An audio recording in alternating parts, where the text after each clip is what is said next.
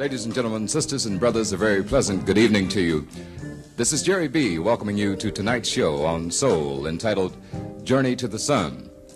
Joining us tonight on our excursion will be Black Heat, with special guest artist David Newman. And a little bit later on, we'll be joining Brother Ellis Hazlett in conversation with the star of the motion picture Superfly. And that, of course, is Brother Ron O'Neill. And also, we'll be viewing some film clips from Superfly. Right now, we'd like to get our journey to the sun underway by presenting to you a very beautiful, very talented, very versatile sister, Zulema.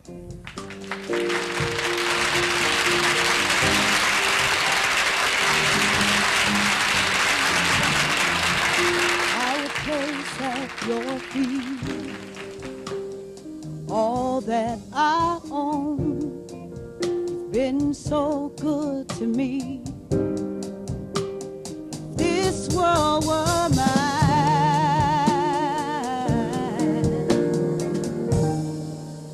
I'd give you the flowers, the birds and the bees, for with your love beside me, that'll be all I need. This world were mine,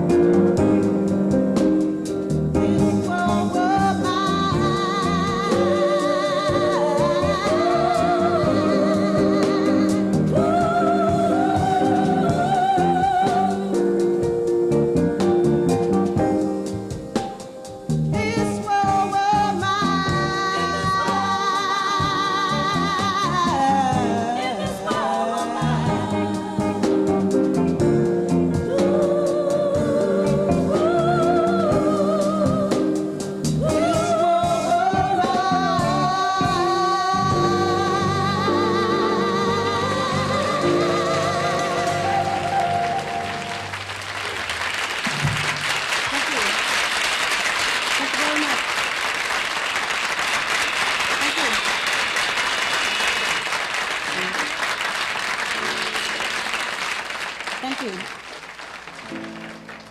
Right now, I'd like to do a song about unwed mothers from a different view. This child of mine.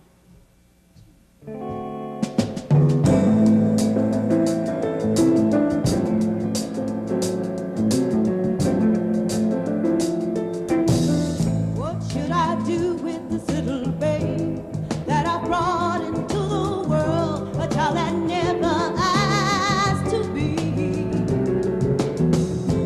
Should I keep her? Should she stay? Should I give my child away?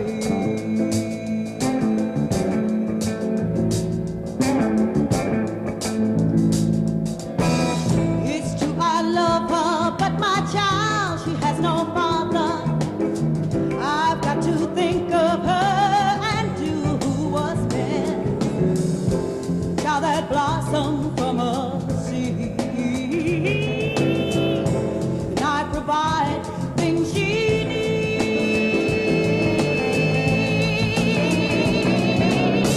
Lord, won't you please show me the way?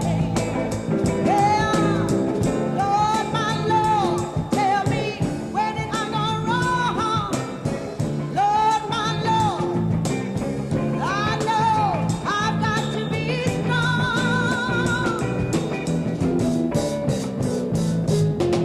What should I do with this little babe whose future lies with me? If I could only choose her destiny, should I keep her? Should she stay?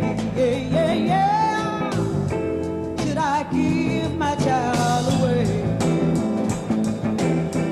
Yeah, yeah, yeah, yeah.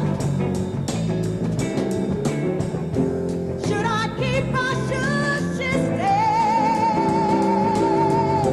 Should I give child away?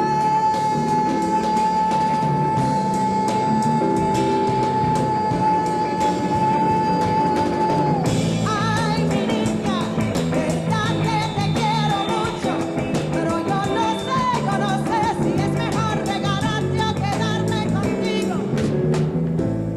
This child, she has no father. It's true I am her mother, but I'm wondering, should I give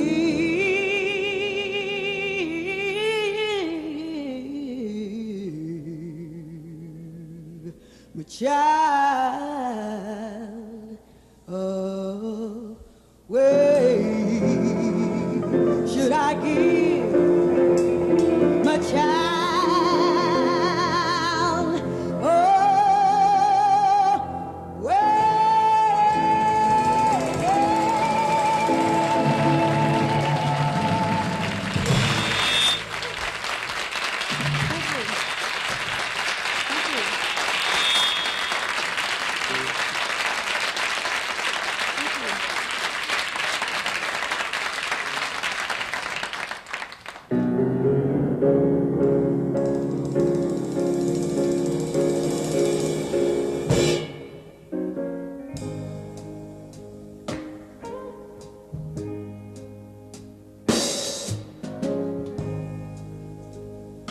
when love deceives you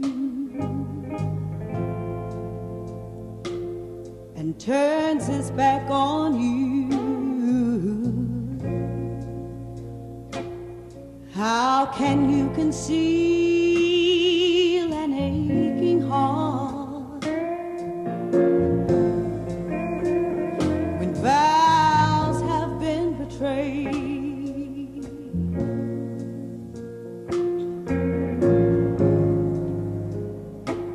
By shattered plans we've made.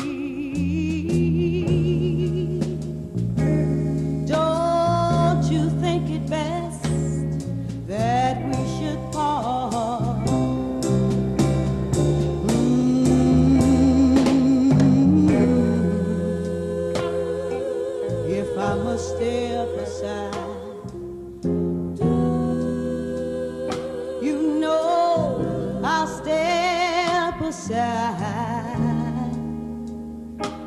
After all, what are good friends for? Though you're my happiness, darling, do what's best.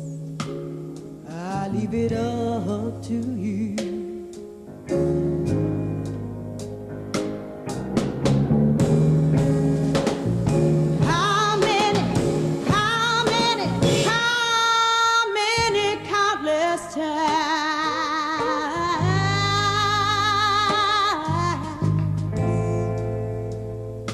From my arms to stray,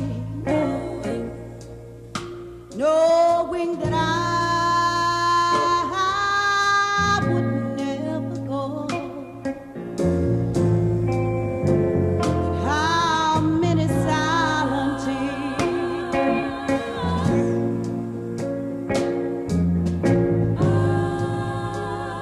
have fallen through the years. Oh, darling, you'll never, never, ever know.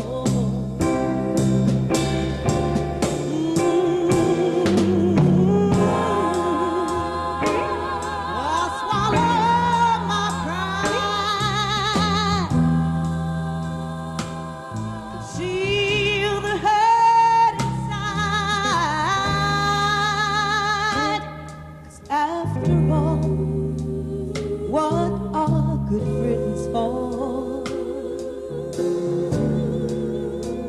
Though you're my happiness, darling, do what you think is best. I leave it up to you. Yeah, yeah, yeah, yeah. If I must ever shine, you know I'll step aside. 'Cause after all, what are the friends for? Though you're my happiness, babe, do what you think is best.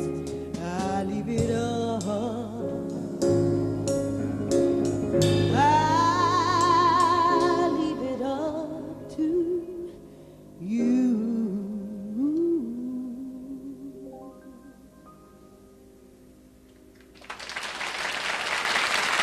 Thank you.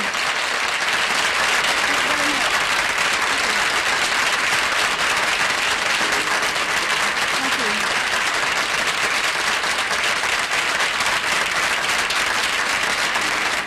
Thank you. I don't know if you can tell it.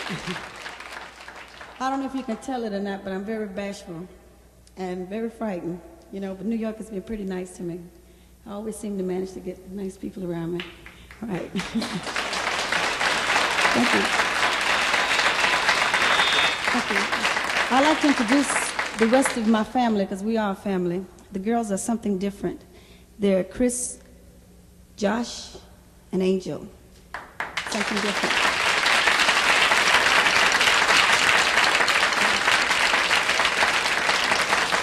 On drums, we have Howard Wyeth.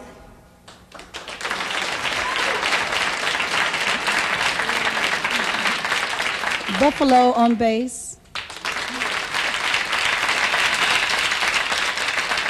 And Dennis Heaven, guitar. Here's a little Paul McCartney for you.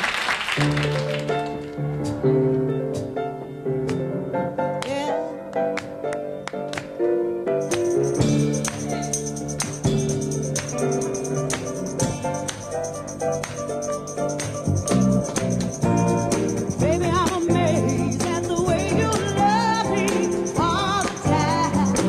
Oh,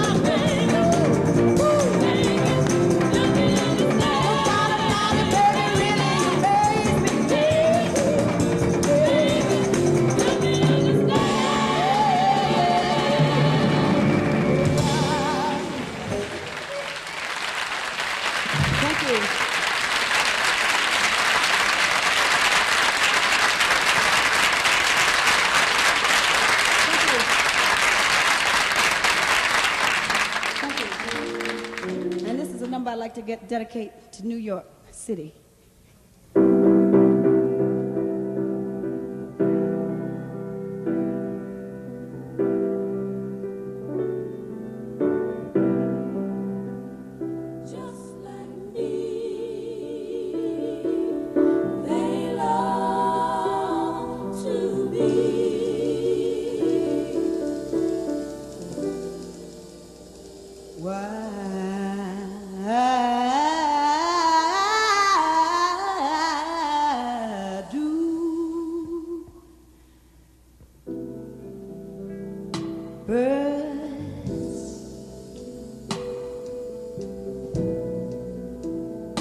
Suddenly appear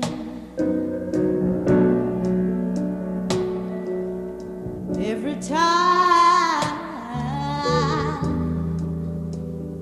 you are near, just like me.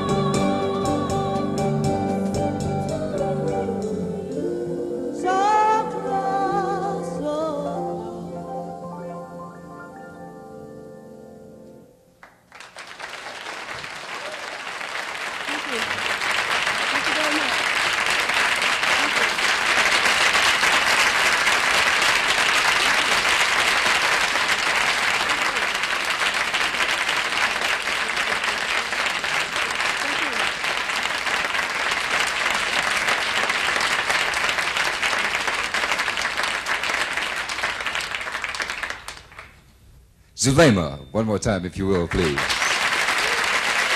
indeed.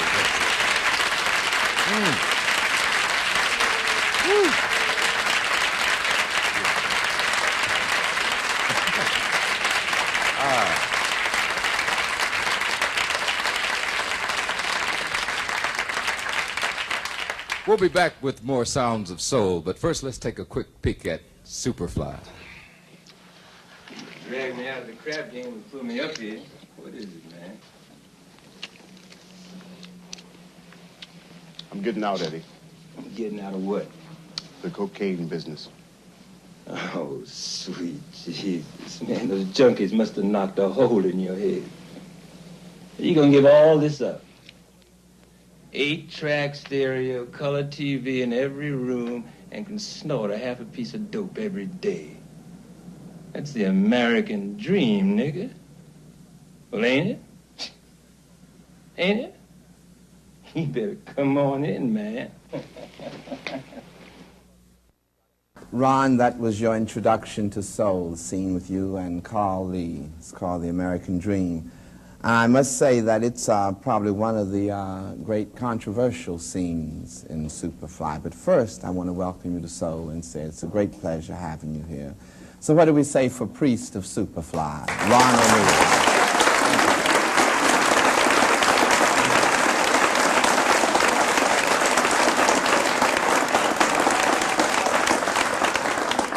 So many people are talking about Superfly. It's been a great success, and I congratulate you on that. I think Superfly, along with Melvin Van Peebles' Sweet Sweetback's Badass Song, are responsible for a lot of the success that a lot of the black films are having. And I want to know what you really feel of it personally, what you think about it, especially the controversy over the film. Well, I'll tell you, it depends on what day you ask me, of course, and how I feel, what kind of day it's been. The controversy, per se, normally doesn't upset me very much. You know, being primarily an actor, I'm interested mostly in what my audience thinks of my work, you know. And I talk to the brothers and sisters on the street, you know, I find little, if any, controversy in the streets. Superfly, you know, it's just kind of a strange movie, the way it was made. And what we talk about in the movie and the way we made the film, it's about the streets. It's about the people who live in the streets, you know. And the movie was made right there. And so the movie moved from the streets to, you might say, the suburbs, or to the people who are in the position to make controversy in the media at all in the first place, if you follow what I'm saying. In other words, the people for whom the film was largely intended did not seem to find a great deal of controversy in it. There are some people whom I would have been upset had I not gotten some controversy from, you know. What do you think of cocaine in general? Did you get addicted from making Superfly? No. Of course, actually shortly prior to Superfly, I wasn't acquainted with cocaine, you know, at all.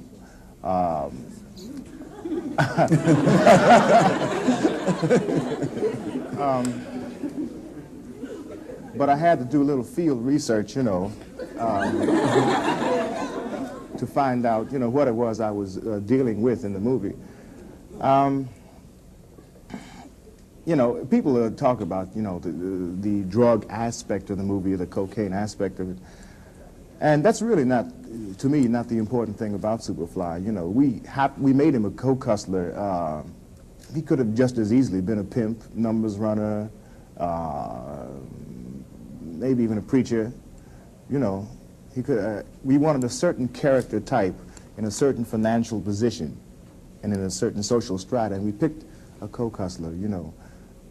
I wonder if we'd have known that it was going to cause as much flack as it did, we might not have used a co-hustler, you know. Have you found people relating to you differently as a person since you have played Priest? And is it positive for you or is it negative? It's both. It's it's nice, in a way, when people whom you have no personal acquaintance with come up and say hello, you know, whatnot. And people are usually very groovy, and they say nice things. It's fun, you know. It affects your relationships with friends somewhat, though, and that sometimes is not so groovy.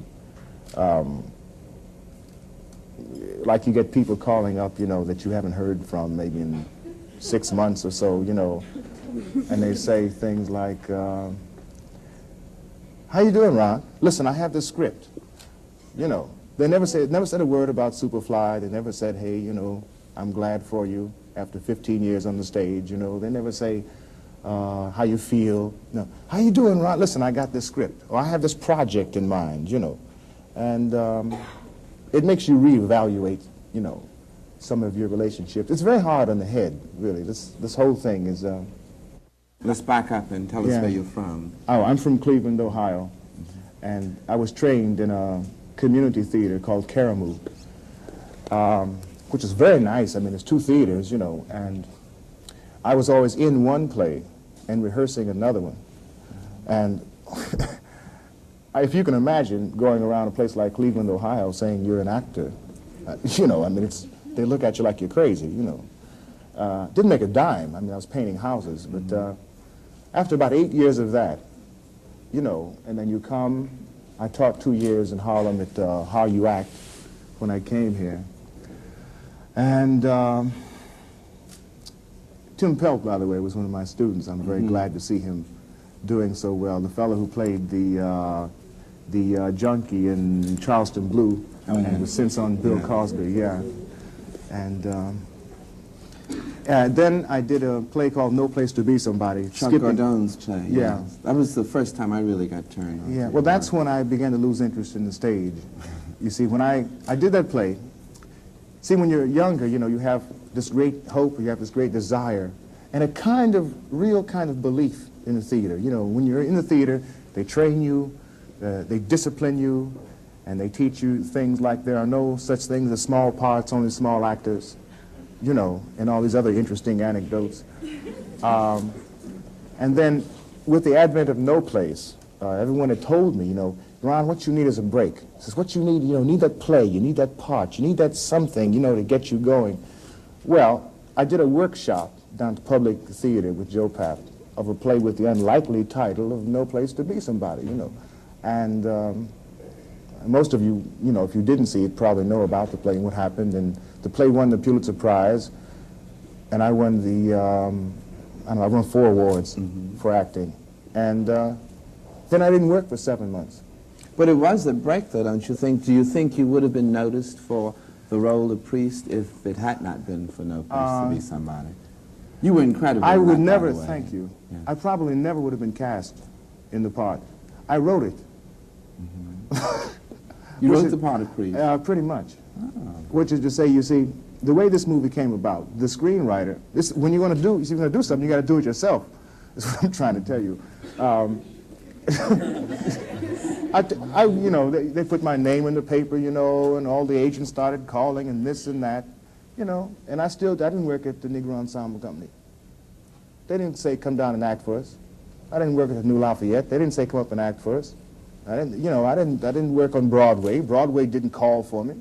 I sat and starved for 7 more months. My longest period of unemployment was after No Place. I said, aha, aha. Now I just want to know the rules, you know. So Phil Fenty is from Cleveland. He came by the house. I did an awful picture, well, not so awful, called The Organization, Sidney Poitier and Virgil Tibbs. And I played a Puerto Rican. Perhaps some of you may have seen it. I went jumping over fences and whatnot and got hit by a car and some other, you know. And he had this idea for the screenplay. And it's just, you know, one brother, another brother sitting up in my one-room apartment. And I said, yeah, man, yeah, because I wasn't working. He wasn't either. So he sat and said, I'm going to do the screenplay. So he would come over to my house and really bug me. I mean, at that time, he really was. He'd come over and say, can I come over and see you? He would come over at 12, 1 o'clock. And midnight, he would leave, you know. And he'd say, yeah, we can do this, and we can do that. And I was thinking to myself, gee, I don't want to rain on this guy's parade, but how do you tell a guy, you know? And so we worked on it about 3 weeks. we got screen treatment together, sort of. He said, okay, now I'm going out and find a producer. So he went out, and I said, good. I said, it's the last I'll see of Phil Fenty, thank God. 2 weeks later, he called me back and said, okay, I got the producer. And the producer turned out to be Sig Shore, who also didn't have any money. Frankly, I think anybody with any brains or money would, you know, the people who are, quote, in the know, would have never involved themselves in Superfly in the first place. I mean, I could have gone around and tried to sell stock to any of you in Superfly and said, listen, for $2 grand you can buy X percent of Superfly, you know, and you wouldn't have given me $2,000 for this script of Superfly, would you? Well, before the fact, you know, if right. you got a percentage to sell now for $2,000. Yeah, well, I think we've done, what, 12, 14 million so far, and we're going strong. But in any event, he tried to get money from white people, you know, it's no other way to put it, and he was unsuccessful. So we said, hey, well, I'll get it from black people then, you know, and we said lots of luck. And to make a long story short, he did. And it wasn't a lot of money. Believe me, it wasn't a lot of money, but we needed to pay our crew and some of the actors, you know, and whatnot. I mean, I did most of the film and never got paid, you know. And boom, we put it on the screen. I wasn't even here. I was in Germany doing a play for the Negro Ensemble Company, Dream of Monkey Mountain, and that and Sty on the Eye of the Blind Pig. And I didn't know what the reaction to the film was. And so we came back into town, and everyone said, hey, man, the movie's a hit. I said, you're kidding. And so here I am now on Soul, rapping away. Well, that's beautiful, and I think, I guess the sequel will be as controversial as the original. More so, probably. But I tell you, if history bears itself out, you're going to find an awful lot of bandwagon jumper on us on the sequel. See, a lot of people wrapped Superfly before it really started to mushroom and didn't really know quite what they were dealing with. You follow what I'm saying? Lots of politicians. And one thing, politicians are very smart, and they almost never will go up publicly against something that they can sense that the majority of the community, as we're talking about a black politician, the black community endorses, you know. And you may have noticed the flack just went like this about Superfly and went down and out because it stirred up too much controversy. The sequel, I'm almost tempted to tell you the story. No doubt we'll have you on Soul. Yeah, but... do you think No Place to Be Somebody will ever make... Yes, Warner Brothers owns that also, by Chuck Gordone. They have already asked me to do it, and I plan on doing it probably in April or May here in New York City. Those of you who have actors and actresses in the audience, get your pictures and resumes together. Well, that's going to keep you in the limelight of controversy, because I think Chuck's play, again, will be a very controversial... What are they going to do about it? It's a Pulitzer Prize play, and it's about a black pimp. You know? That's true. Well, we'll have to see, Ron, and I thank you very much for being with us on Soul. And I'm going to say that maybe you have some reactions to what Ron has said here tonight on Soul, or maybe you have some reactions that you'd like to share with us about other Soul programs that you've seen. If you do, simply write us, Soul, 304 West 58th Street, New York 10019. I'm not going to encourage you to send us your pictures and resumes, but if you send, and we can send you some information on Ron O'Neal, how you might contact him. That's Soul, 304 West 58th Street, New York City 10019. And thank you very much, Ron.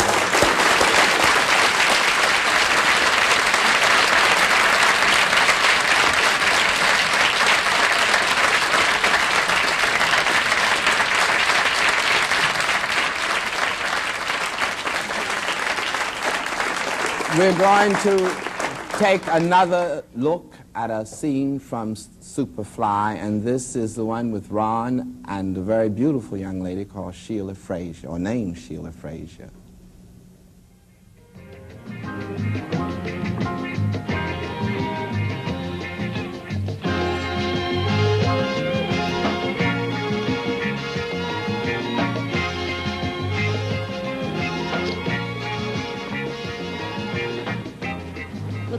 should get out now before something really bad happens. I could be happy with the plain life of Florence, even if only you were. Look, what would I do? With my record, I can't even work for civil service or join the damn army. If I quit now, then I took all this chance for nothing, and I go back to being nothing, working some jive job for chump change day after day. Look, if that's all I'm supposed to do, then they're gonna have to kill me, because that ain't enough. Come on. The journey to the sun continues here on Soul, and it's getting hotter all the time. The brothers and the fantastic individuals that you're about to see right now have been raising Cain in the Washington, D.C. area for quite some time. And they did the soul music world a great favor when they decided to cut an album with one of the great horn men of all time, Brother David Newman. Brothers and sisters, if you will, would you join me in welcoming for the first time on Soul, Black Heat.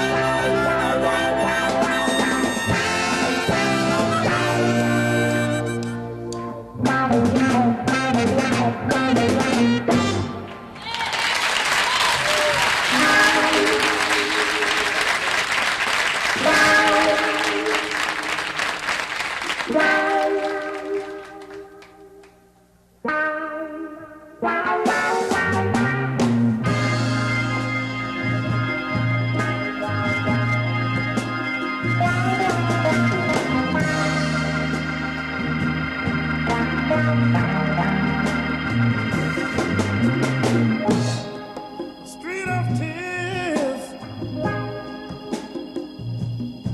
I have cried because of you.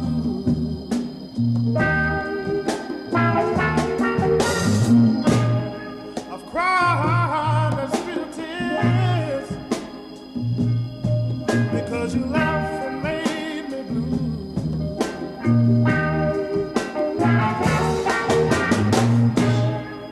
left me standing here on this lonely street to cry.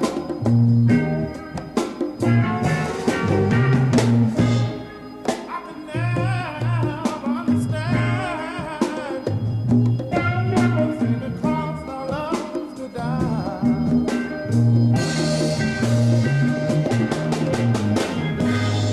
Why did you leave me here to cry away? Little girl, is this the price that most lovers have to pay? I said I'm tired, yeah. Said I'm crying some tears for your darling, yeah. I said I help you baby. I said I need your love, baby.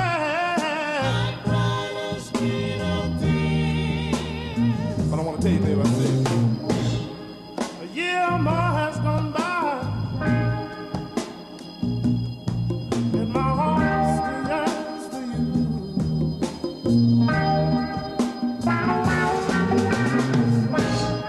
But now you call me and tell me you realize that the love we had was true.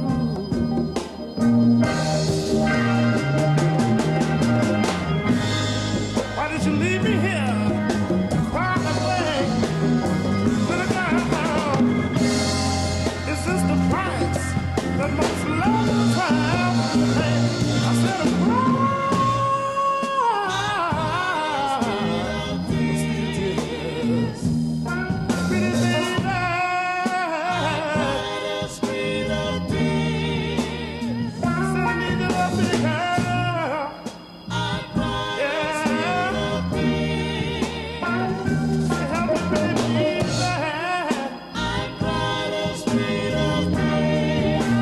I said, please let me.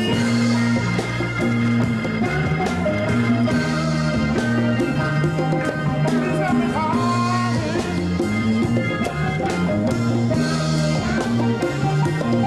Please help me, baby.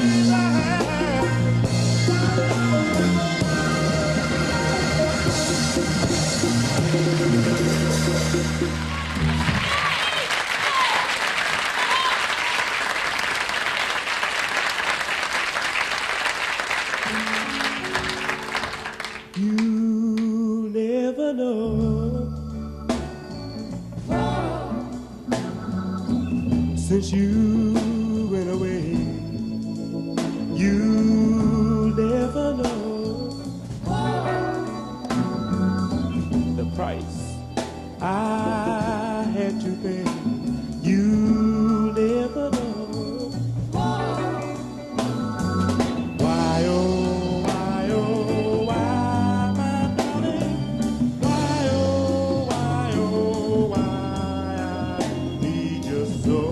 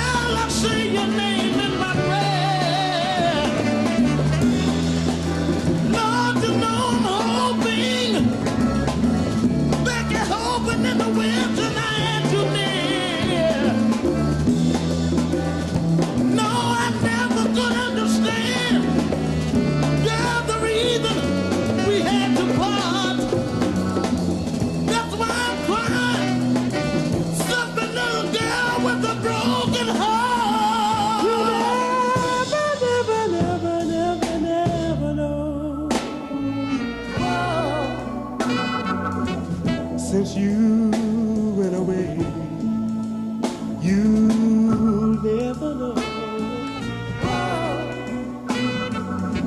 the price I had to pay. You'll never know why,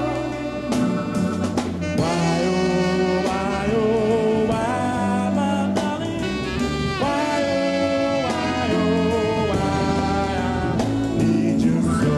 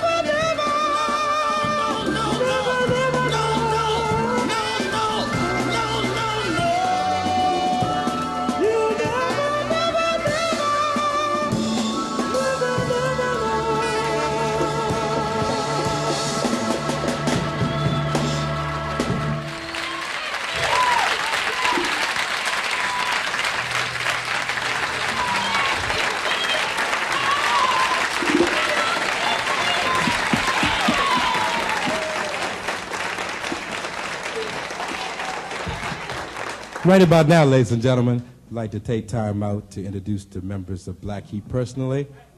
Starting from left to right, on the organ, we have Mr. John L. Gray.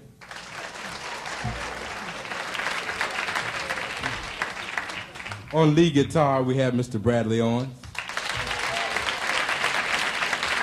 On bass guitar, we have Mr. Chip Jones. On drums, we have Mr. Esco Cromer.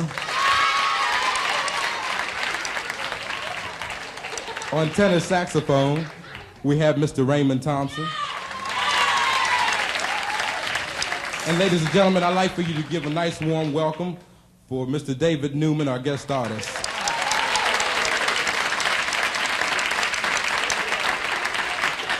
And my name is Raymond Green. Right about now, we'd like to do a tune that we had the privilege of recording, a thing entitled Jungle.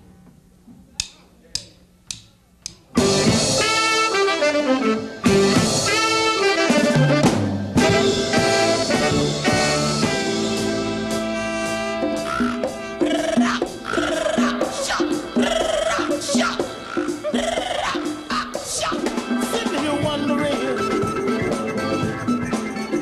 what to do. Yeah. Well, baby, let me feeling blue.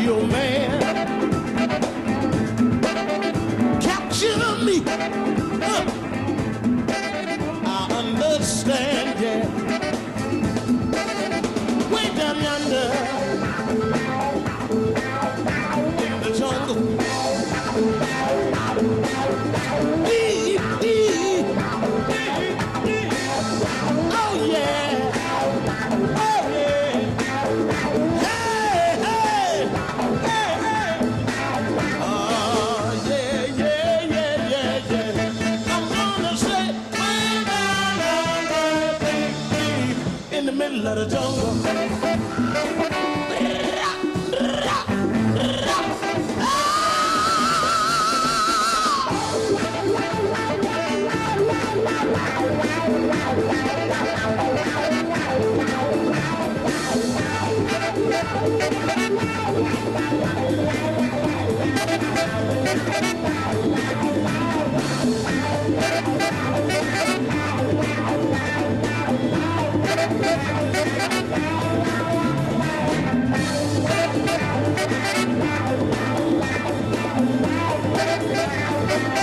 Hey, I'm so tired. So tired. So tired, yeah, yeah. Of the jungle. So tired. So tired. So tired of the jungle. Can't you feel it, baby? So tired, so tired, so tired, yeah, of the jungle.